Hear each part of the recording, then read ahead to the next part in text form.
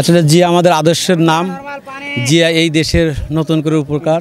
শহীদ president Ziaur Rahman মাজারে শুধু আসছে এই কারণেই যে আমরা এখান থেকে শপথ নিব, আমরা যেন এই দলকে দেশের মানুষের কাজে লাগাতে পারি।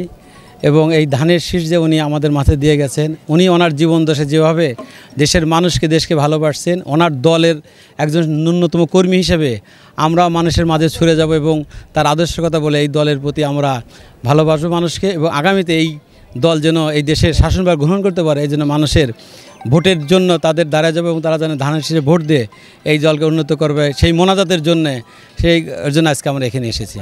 আগামী নির্বাচন ইনশাল্লাহ গণতান্ত্রিক পন্থায় ভালো হবে এবং যে নির্বাচন মানুষ মনের আনন্দে, যে 17 বছর এই ফ্যাসিবাদ সরকারের কারণে মানুষ ভোট দিতে পারে নাই, আগামী নির্বাচনে স্বতঃস্ফূর্তভাবে আনন্দ ঘন পরিবেশে ভোট দিবে। আমার নাম মোহাম্মদ আমিন বাড়ি তালুকদার, সিরাজগঞ্জ জেলার রায়গঞ্জ উপজেলার নিমগাছিতে আমার বাড়ি। আমি নিমগাছি কলেজের অধ্যক্ষ এবং জেলা বিএনপির উপদেষ্টা।